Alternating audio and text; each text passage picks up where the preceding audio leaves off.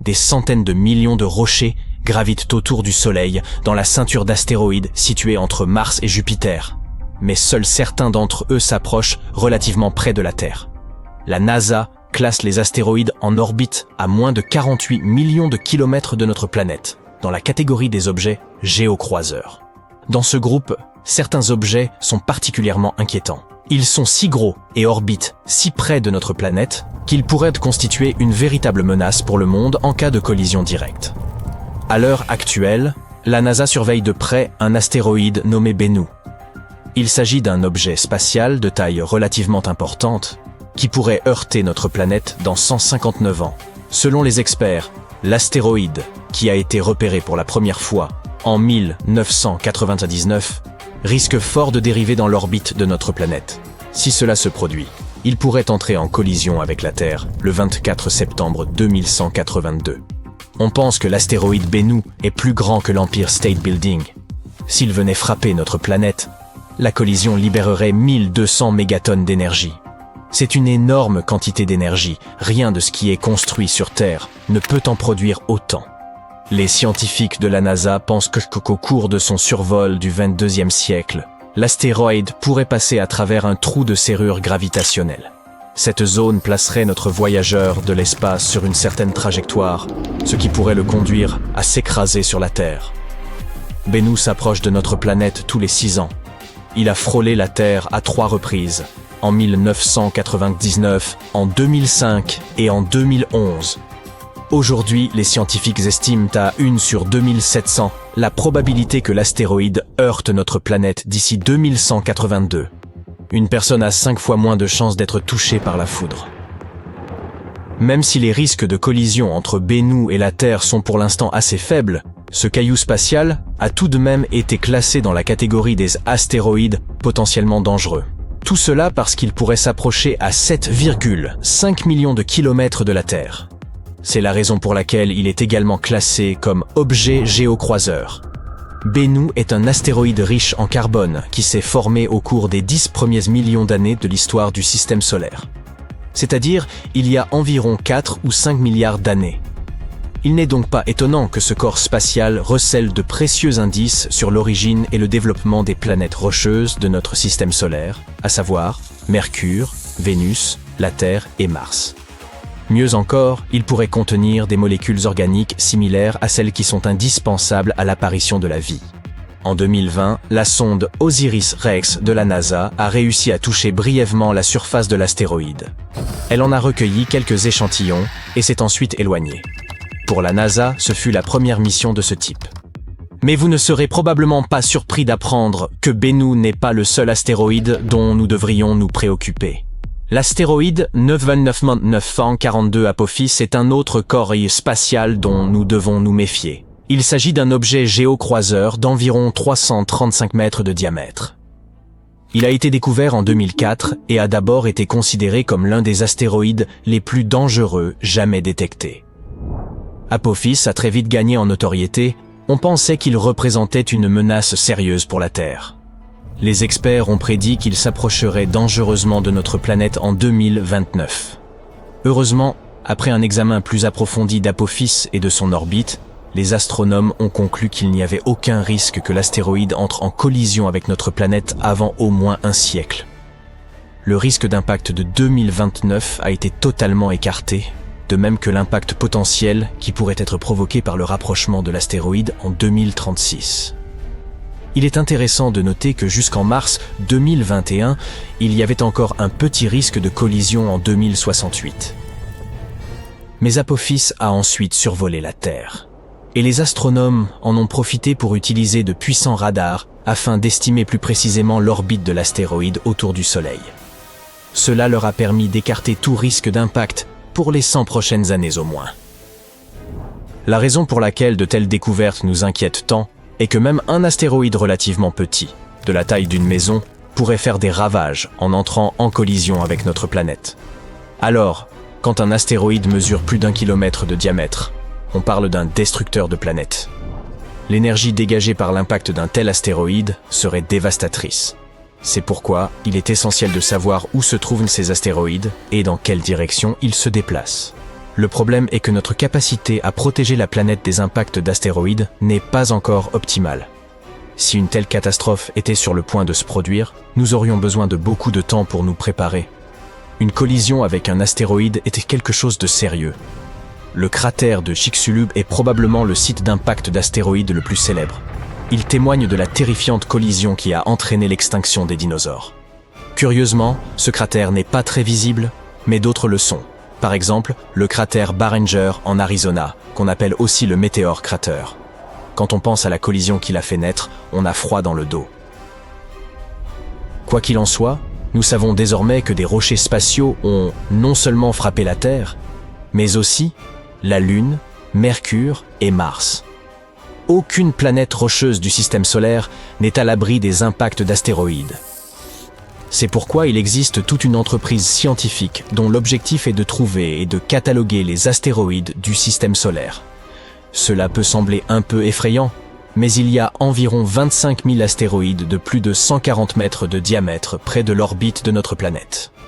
Un tel astéroïde est suffisamment gros pour rayer une ville entière de la surface de la Terre. Jusqu'à présent, moins de 50% de ces astéroïdes ont été détectés. On estime également à 230 000 le nombre d'objets d'une taille égale ou supérieure à 49 mètres. Ces objets sont capables de détruire une zone urbaine concentrée. Et pourtant, moins de 8% d'entre eux ont été détectés. Il existe également des dizaines de millions d'objets géocroiseurs plus petits.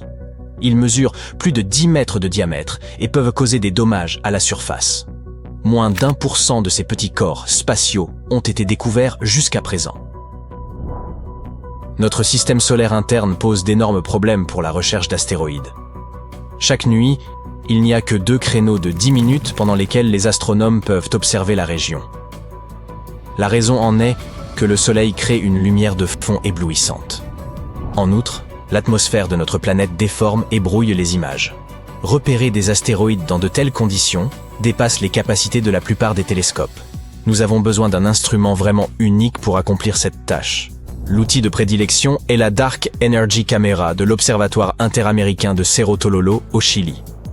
Cet appareil n'a pas été conçu pour chercher des astéroïdes. Les chercheurs l'ont construit pour détecter quelque chose de plus insaisissable encore. L'énergie noire, la force mystérieuse qui régit l'expansion de l'univers. La DECAM est censée observer des centaines de millions de galaxies. Elle est donc à la fois large et profonde. Ainsi, elle peut observer l'univers en profondeur et capturer un large champ de vision, ce qui lui permet d'enregistrer les mouvements des galaxies et de nous renseigner sur les conditions qui prévalaient au début de l'univers. Mais cela signifie également que la DECAM est parfaitement adaptée au repérage des astéroïdes près du Soleil. Les astéroïdes intérieurs sont rares et des images profondes sont nécessaires car ces objets sont peu lumineux. Les scientifiques doivent pouvoir lutter à la fois contre la luminosité du ciel crépusculaire près de notre étoile et contre l'effet déformant de l'atmosphère terrestre. Et la DECAM peut les aider dans cette tâche. La Dark Energy Camera a été construite pour étudier l'énergie noire, une mission qui s'est achevée en 2019. Aujourd'hui, les astronomes peuvent utiliser la puissance de cet appareil pour d'autres missions. Ils affirment que le relevé effectué par la DECAM est le plus précis jamais réalisé en ce qui concerne les objets situés à proximité des orbites de Vénus et de notre planète. Grâce à elle, nous pourrons savoir quel type d'objets se déplacent à l'intérieur de notre système solaire. Le 26 janvier 1700, l'un des plus grands séismes de l'histoire a frappé la côte ouest des États-Unis. D'une magnitude de 9, il figure parmi les 10 séismes les plus puissants jamais enregistrés. Ce tremblement de terre a déclenché un tsunami gigantesque et a modifié à jamais le littoral, du sud de la Colombie-Britannique jusqu'au nord de la Californie. À l'époque, la région était peu peuplée. Cependant, grâce à des recherches minutieuses, les scientifiques ont pu reconstituer avec précision ce qui s'est passé ce jour-là en examinant d'anciens registres géologiques, des cernes d'arbres et même certains documents historiques japonais. Le jour même du séisme, un tsunami gigantesque a également frappé la côte est du Japon. Pendant longtemps, personne n'a fait le lien entre ces deux événements, mais dans les années 1980 et 1990, des chercheurs ont réalisé que le tsunami du Japon avait été causé par le tremblement de terre du nord-ouest Pacifique. Ils ont également pu déterminer la date exacte, le 26 janvier 1700. Et ils ont même trouvé de vieux arbres sur la côte de l'État de Washington, qui avaient tous péri vers l'hiver 1700, ce qui correspondait parfaitement à la date du tremblement de terre. Le séisme provenait de la zone de subduction de Cascadia, une faille où la plaque Juan de Fuca glisse sous la plaque nord-américaine. Cette faille s'étend sur environ 1525 km, du nord de l'île de Vancouver, en Colombie-Britannique, jusqu'au cap Mendocino, en Californie. La pression exercée par les plaques en mouvement s'accumule au fil du temps. Et tôt ou tard, un autre séisme dévastateur frappera cette région. Ce n'est qu'une question de temps.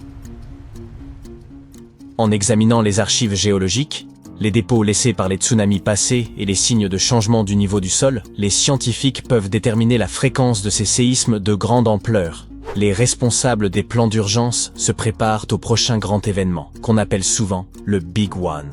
Les scientifiques estiment que les séismes dans la zone de subduction de Cascadia se produisent tous les 200 à 1000 ans. Et comme le dernier séisme majeur remonte à plus de 300 ans, le nord-ouest Pacifique devrait en subir un autre prochainement. Lorsqu'il se produira, il devrait être aussi puissant que celui de 1700. Mais cette fois-ci, il touchera environ 15 millions de personnes. Les dégâts seront considérables. Des bâtiments s'effondreront, des routes et des pistes d'atterrissage se fissureront, et des ponts s'écrouleront. Les communications avec l'extérieur seront coupées. Mais le pire dans tout cela, le séisme déclenchera un tsunami gigantesque qui pourrait frapper certaines parties de la côte de Washington en moins de 10 minutes. La question n'est pas de savoir si la zone de subduction de Cascadia va se rompre, mais quand. Lorsque cela se produira, ce sera la pire catastrophe que les États-Unis aient jamais connue, pire que l'ouragan Katrina ou la supertempête Sandy. Une zone immense sera touchée, du sud de la Colombie-Britannique jusqu'à l'Oregon et au nord de la Californie. Cela signifie que des millions de personnes seront affectées. Fairchild est considérée comme une zone de rassemblement secondaire, en cas de catastrophe naturelle, la principale étant l'aéroport international de Grant County à Moses Lake. Pour ceux qui survivront au séisme et aux tsunamis initiaux, il se peut que les suites de l'événement soient tout aussi désastreuses. Des répliques suivront et les transports seront paralysés. Les routes seront endommagées ou complètement bloquées. Les aéroports seront fermés et la plupart des axes principaux, comme l'autoroute Interstate 5, verront leurs ponts détruits. Cela signifie que l'approvisionnement en nourriture et en eau sera coupé et qu'il sera extrêmement difficile pour les secours d'arriver sur place, ou pour les personnes de s'échapper. Les gazoducs seront très probablement endommagés eux aussi, et leur réparation pourrait prendre de quelques jours à l'intérieur des terres à plusieurs semaines, voire plusieurs mois, le long de la côte. Les coupures d'électricité seront généralisées dans un rayon de 160 km autour de la côte, dans toute la région du nord-ouest Pacifique, et l'approvisionnement en eau pourrait être interrompu pendant 3 à 7 mois. Même les télécommunications seront coupées pendant 2 à 3 mois dans cette zone, mais aussi en Alaska et dans certaines parties de l'Asie de l'Est. La bonne nouvelle pour l'Est de l'État de Washington est qu'il sera en grande partie épargné grâce aux barrières naturelles. Le tsunami pourrait toucher les gorges du Columbia, mais il perdra rapidement de sa puissance en raison d'un banc de sable sous le fleuve. La chaîne des cascades absorberont une grande partie de l'impact du séisme, de sorte que l'Est ne le ressentira pas aussi fortement. Et comme cette zone de l'État de Washington ne sera pas aussi durement touchée, c'est à elle qu'il reviendra de gérer les conséquences du séisme. Cela signifiera aider l'ouest de l'État, accueillir les réfugiés des zones détruites et acheminer les secours là où ils seront nécessaires. Les scientifiques ont étudié d'autres séismes majeurs de magnitude 8 à 9, comme ceux du Chili en 1960, de l'Alaska en 1964, de Sumatra en 2004 et du Japon en 2011.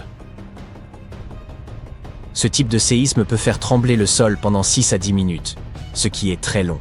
Ces séismes sont extrêmement violents car ils se produisent près de la surface de la Terre. Il ne s'agit donc pas d'une secousse rapide, mais d'une secousse longue et forte qui peut causer d'importants dégâts. Si le séisme et le tsunami de Cascadia se produisaient demain, plus de 13 800 personnes pourraient perdre la vie et environ 107 000 personnes pourraient être blessées. Les pertes économiques dans les États de Washington, de l'Oregon et de Californie pourraient en dépasser les 70 milliards de dollars. Pour mettre ces chiffres en perspective, nous pouvons les comparer à ceux d'autres séismes majeurs. Lors du tremblement de terre de 1960 au Chili, environ 1650 personnes ont perdu la vie. Le séisme de 1964 en Alaska a fait environ 140 victimes.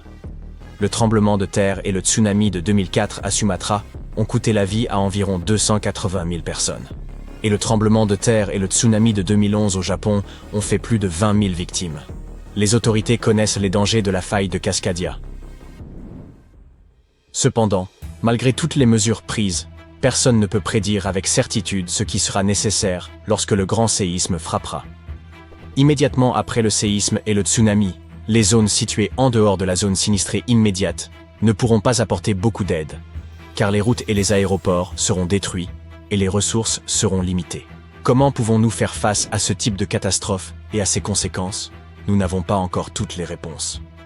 Pour l'instant, concentrons-nous sur la zone de subduction de Cascadia. Il s'agit d'une immense faille qui s'étend sur environ 1000 km, de l'île de Vancouver au cap Mendocino en Californie, à environ 150 km au large des côtes.